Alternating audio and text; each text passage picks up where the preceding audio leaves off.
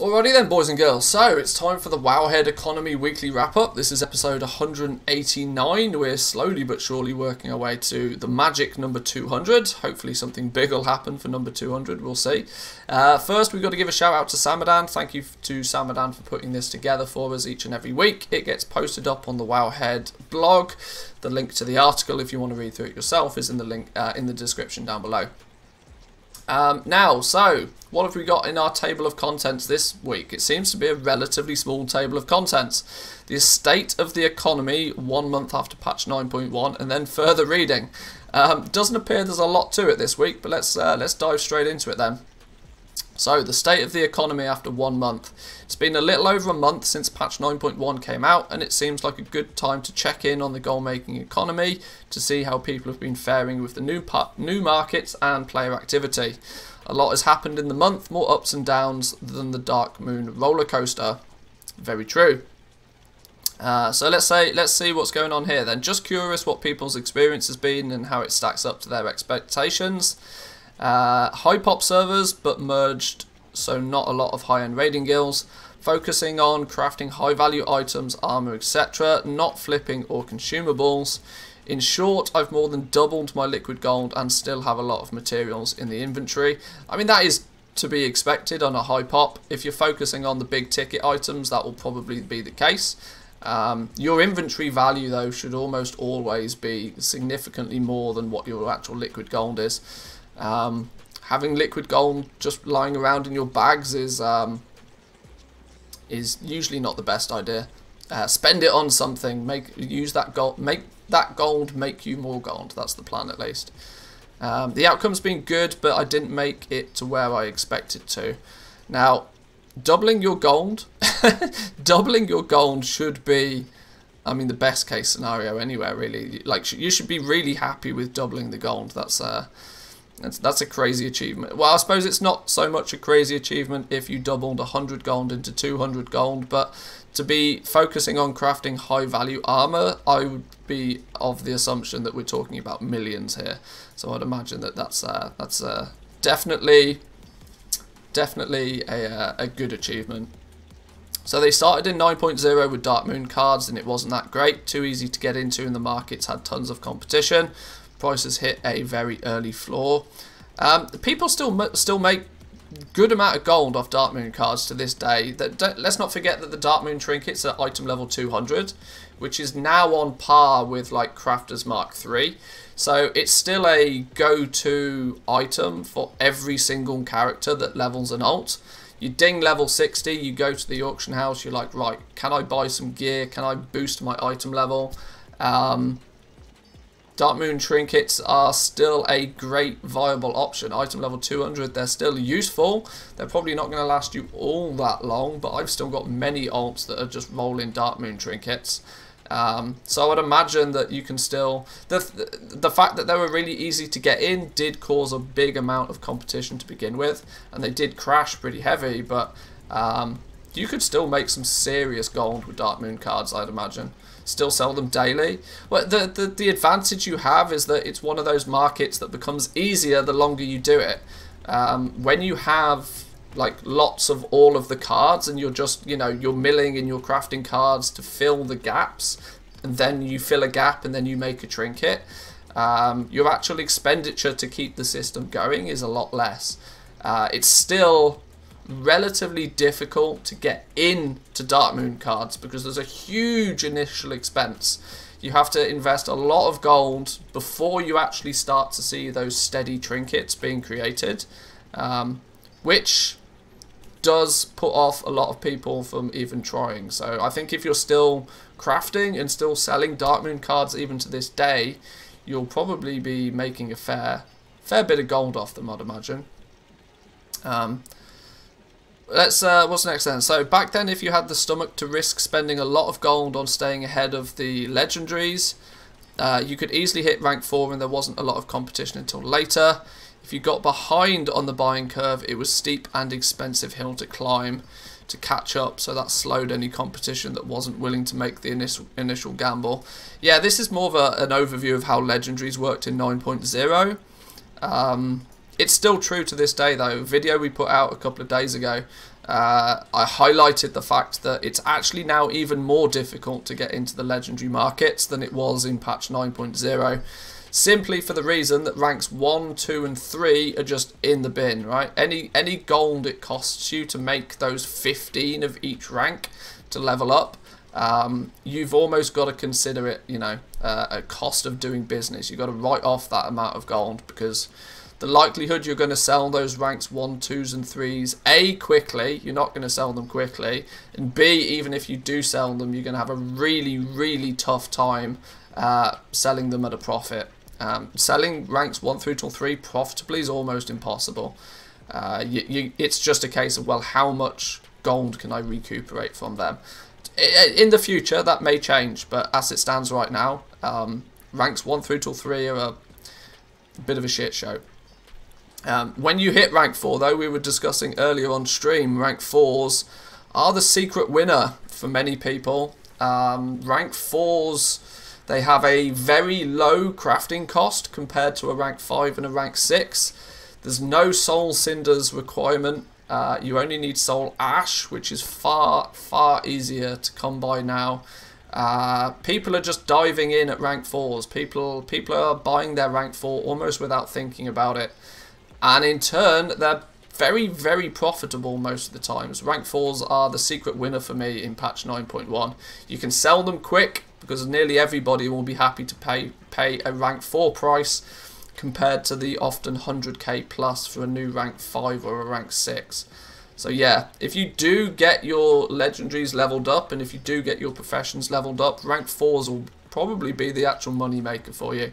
But I'm sure people's experience will be different. Crafters Mark 3, and I'm going to call it Crafters Mark 4 because it's easier to say. Tons of margin on them in the first few weeks, but prices have tanked since then.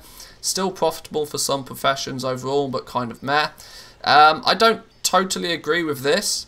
There was, yes, tons of margin on the new Crafters Mark stuff for the first couple of weeks, and it did, yes, dip very heavily. But a lot of the early birds that made silly gold on Crafters Mark 3 and 4 in the first week or two have since stopped trying to sell it. Because when you get used to making 10,000 gold profit on everything that you sell, to make 1,000 gold profit doesn't feel as nice.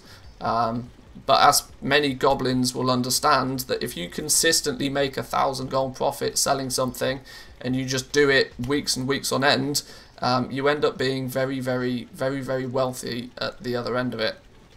It's now a market where it's kind of the long-term goblins that are kind of controlling it, meaning that the crafting cost is quite low again, and the actual average selling price for this Crafters Mark gear is pretty high. And people, at least in the case of Crafters Mark 3, they're buying it in like a whole set at a time. People are buying like 6, 7, 8 pieces at a time.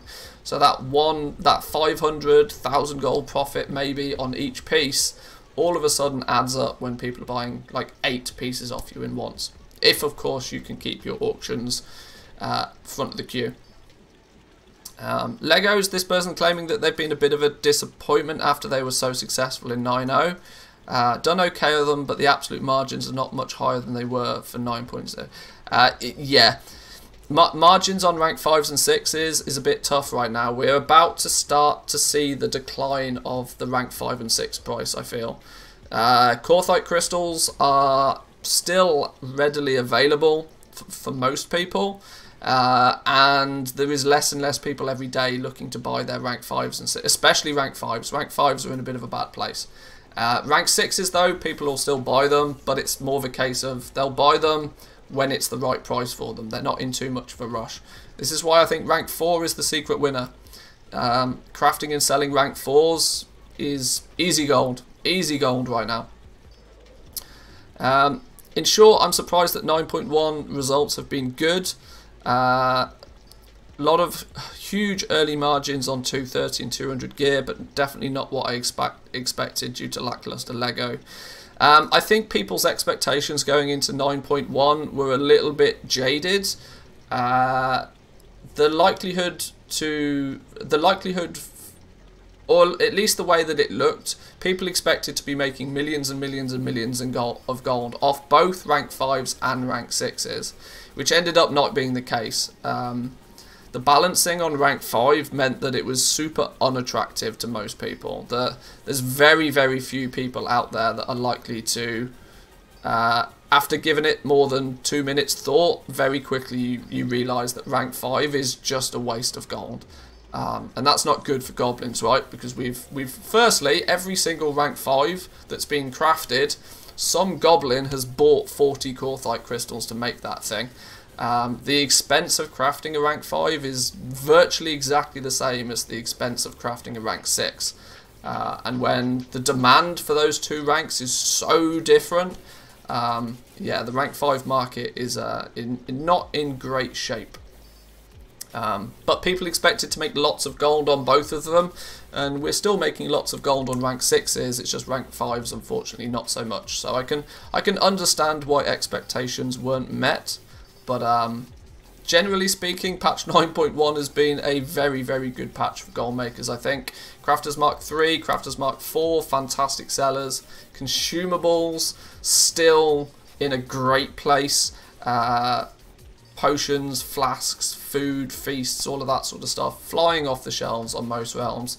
And most of it, and one thing to note as well is the big goblins on your realm are probably focusing on the high ticket stuff. They're probably focusing on crafting those big ticket legendaries, buying and flipping those raid BOEs.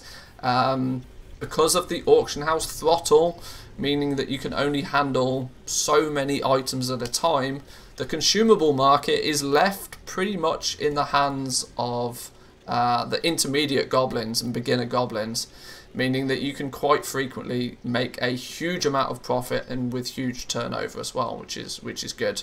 You're not necessarily always competing with the super mega goblins on your realm with consumables. Now obviously there are some goblins that do everything and are still making millions off the consumables, but it's a good market to step into when it comes to crafting, at least. Samadan has put together a video on his own perspectives based on sales from Shadowsong EU. A few tailoring legendaries available, only one of each of the capes at rank 5s and 6s. Sales have been occasional but profitable. Rank 4s have been the best seller for Samadan. See, once again, rank 4s are appearing to be the secret winner, right? The little bit of the secret winner. Those that leveled up their legendaries are having good times crafting and selling rank 4s right now without the ridiculous risk of buying Korthite crystals and crafting rank 5s and 6s, which is, yeah, which is good to see. Large bulk of the profits have been from Crafters Mark 3, and even novice Crafters Mark gear has done well. This is another example, right? It's just simply the novice Crafters Mark gear. For reference, that's the item level 87 crafted gear that people are making. Many new level 50s, or even people that buy a boost, maybe, might then go to the auction house and buy a set of novice Crafters Mark gear. And because not many people are crafting it, not many people are trying to sell it, their focus is on other things, that as a market is quite profitable. So yeah, don't discard any of the item level stuff, because most of the time if you craft it and put it on the auction house, you'll surprise yourself. But Samadan put together a little overview video of his July 2021, make sure you go check that out.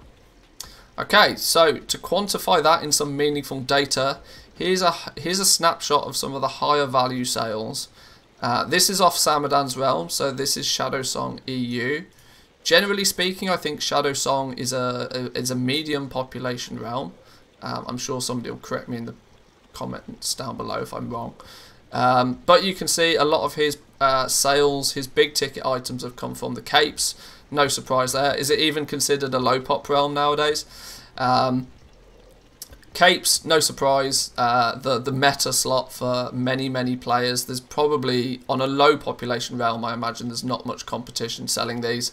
I'm quite sure if Samadan was to do a little bit of auction house PvP, he'd sell 10-20 times as many of these. But you can see his cape sales is the lion's share of what he's been selling. And interestingly, he's still selling a few past expansion stuff as well. Maybe this is things that he'd already had pre-crafted in the past. I'm not entirely sure. But then a lot of shadow scale sets. You can see he's getting a remarkably high price compared to what most of us are used to. If you play on a high population realm, you could probably half these numbers. But it's consistent sales, right? That's the good thing. When you're selling something consistently, turnover is king. If you can sell things faster, and when we're dealing with crafted items, there's no inventory issues. If you sell it, you craft it again, and then you sell it again. You're just winning on top of winning on top of winning. It's a good position. This is why I love crafting. With farming, you know, if you sell all your stuff, you have to go back out and farm it again. And of course, it's very difficult to target farm certain items. So this is why I love crafting. In terms of profit, due to the fact that Samadan had a lot of material stockpiled, profit was 1.2 million over a period of about the month. Samadan's gold is slowly but surely stepping up day by day. Goes to show that even on low population realms, you can still turn a reasonable profit. But yes, it does depend on, you know, just how many materials he actually had stockpiled. So let's see what are some tales from other goal makers. In my experience has surpassed expectations, but I had very low expectations. Sometimes it's okay to be a pessimist, right? If you have low expectations, then you often exceed them. The expansion release was always a wild and crazy ride. I don't think that any 0.1 patch can or will ever live up to its 0.0 release. Goblin version of oh my god, WoW is dying, going back 16 years, is complaining that the economy is stagnant when we normalise the new expansion boom. It's all about perspective, right? The first patch of an expansion is a ridiculous time for goal making, and so hence why I tend to focus on it pretty heavily, and many other people do. But yes, the mid patches of an expansion is kind of the normal period. It's not. It looks like the markets are dying. It looks like you know, the economy's dead. Like WoW's dying. Realistically, though, the player base that you see sort of mid patch, mid expansion, is the average. It's just a spike at the beginning, and maybe by the very tail end of the expansion, you're at a low point, but. At the moment, the player base that we have now is probably the kind of the normal, I would say. Profited a lot off the 9.0 Legendary Rush, but got burnt out trying to no-life relist out of necessity to compete with more active goblins. Yeah, don't kill yourself with Auction House PvP. Spread your markets out a little bit more. The more you spread your markets out, the less necessity there is to no life auction house PvP. But if you do it and you focus on 20-30 items, the super high selling items, you can still do very well. Blues with crafter's marks, green blacksmithing weapons. This is another thing, right? Weapons are an odd one. The blacksmithing weapons, you can't craft level 60 versions of them. I'm wondering if Blizzard are going to do something in patch 9.2 about the crafted weapons, because they seem to have been left behind.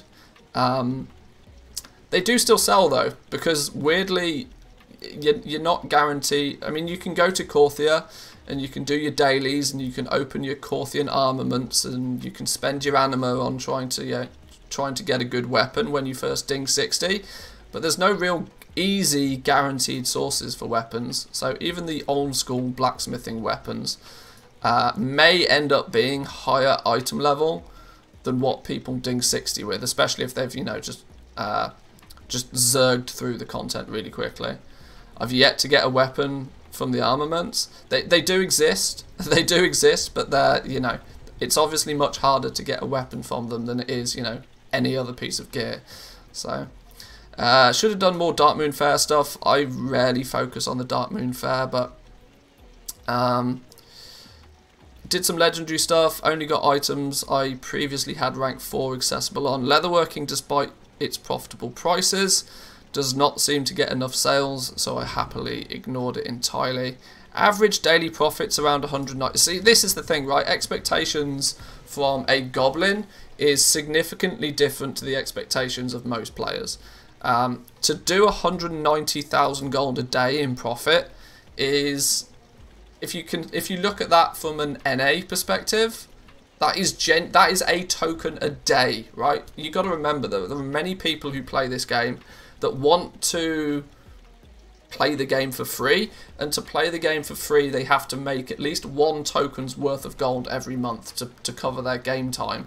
There are many people out there, which is of no fault of their own, that they struggle to even make a single token in a month.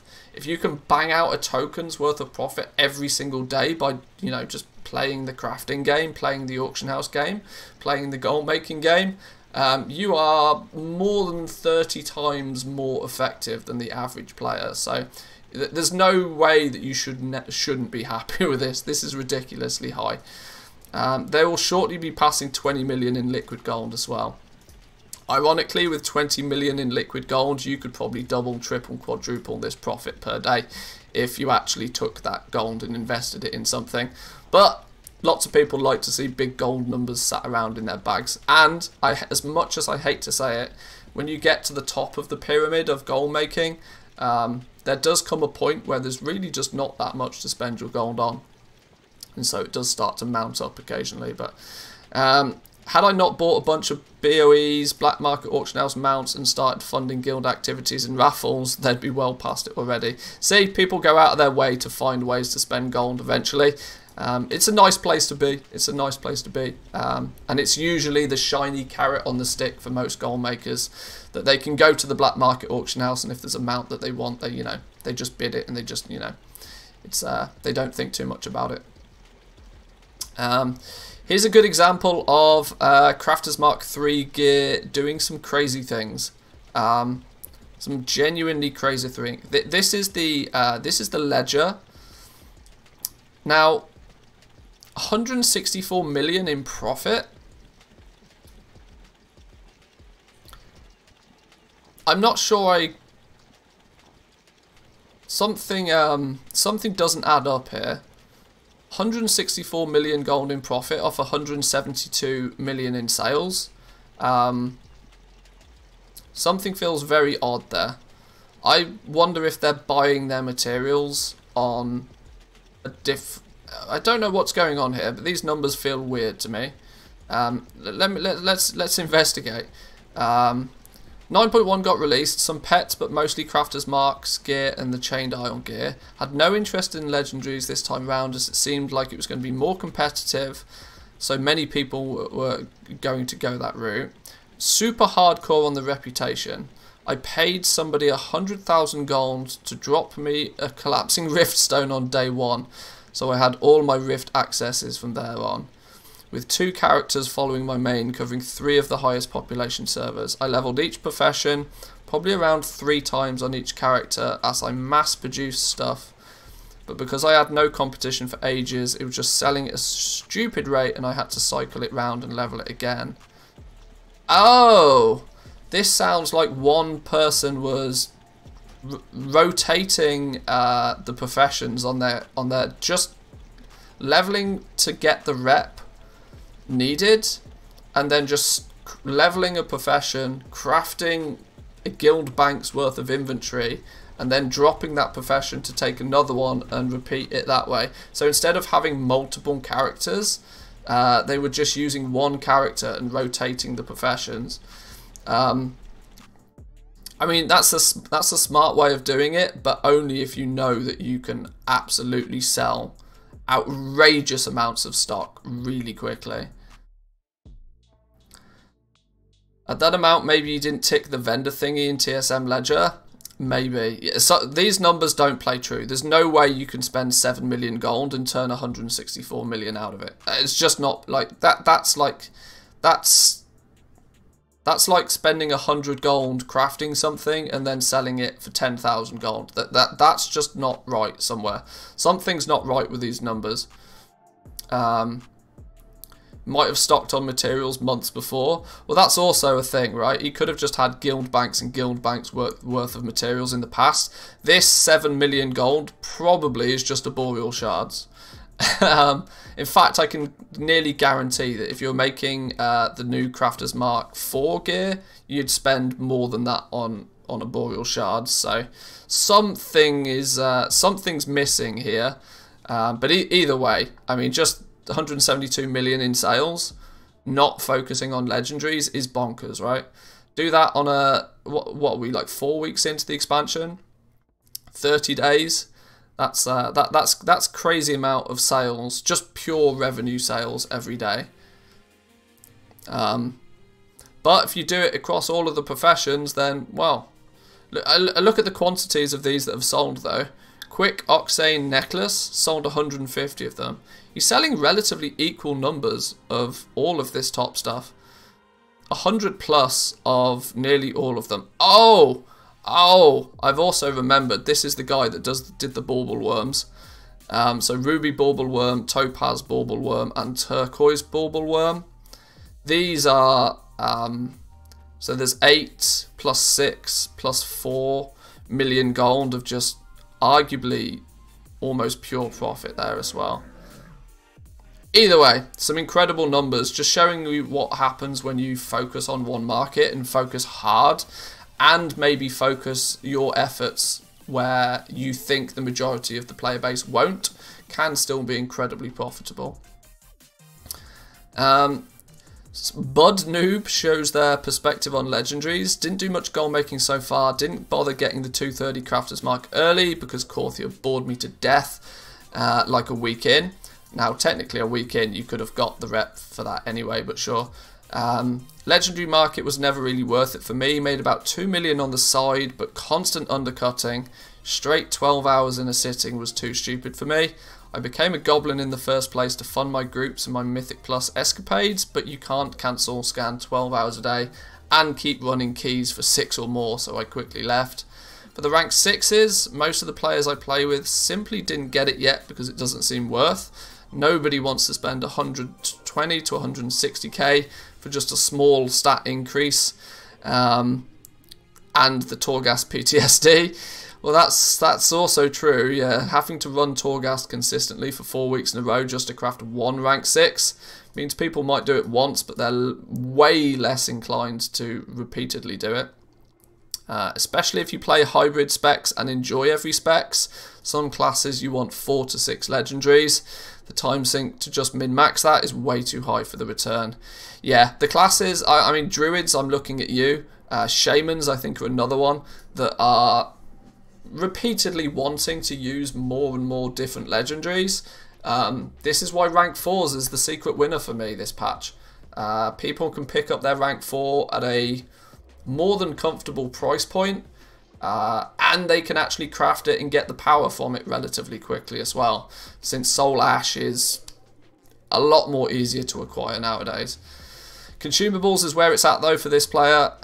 Craft a small amount in my gameplay downtime, just dump them for market price and they fly off the shelves usually before you've logged out. Well, there we go. Once again, ticking some of the major boxes for, you know, crafters out there. Bit of consumables, you know, dipping into legendaries. Making 2 million gold is still a fair amount, and then, you know, not a bad perspective. My video. I put a video together last week just taking a little bit of an overlook at the legendary crafting. Actually, most of what was covered in this video was covered here again. TLDR for those that don't want to watch the video or maybe have already seen it. Rank 4's secret winner for me. Rank 5's massive underperformance on rank 5's. Mainly due to the super high cost of them and the fact that the week later you get the rank 6. So rank 4s are the secret winner for me. Hope all these reports that there's certainly still ways to make gold in 9.1 and it's not exhaustive. Farming mats and selling pets over several realms is still a great way to make gold, as well as the mission table. Yeah, don't forget your, you know, your day-to-days. Don't forget the bread and butter. Mission table, even though we have a bit of a hiccup with Venture Plan being the powerhouse of an add-on that it was in patch 9.0 for the mission table, not being updated for patch 9.1, but that still means that the 9.0 missions, it will, you know, get them right, and eventually you can just power through the new missions as well. So the mission table is still something that you should arguably be ticking off. It's still worth crazy amounts of gold, considering it's, you know, log on, press a few buttons, log off. It's very. We'll turn our focus back to this in a couple of weeks, I'd imagine. But there we go. There's a little bit of further reading if you guys want to catch up more so on the WoW Economy subreddit. There's also their Discord server. Plus, once again, let's give a big shout out to Samadan. He puts this together for us each and every week. He can be found over on his Twitch channel, or you can go say hello to him over on his Twitter as well. So there we go, boys and girls. That was the Wowhead Economy for this week. Not so many topics of conversation today, more of just an overview of what's been happening in patch 9.1. So I hope you enjoyed it. If you like this kind of video, remember to give the video a like, leave your comments down below if you agree or disagree with anything that we've gone through today. I'll be really interested to hear your opinions. But that's it from me, guys. Enjoy the rest of your day, happy goal making, and I'll catch you next time. Peace.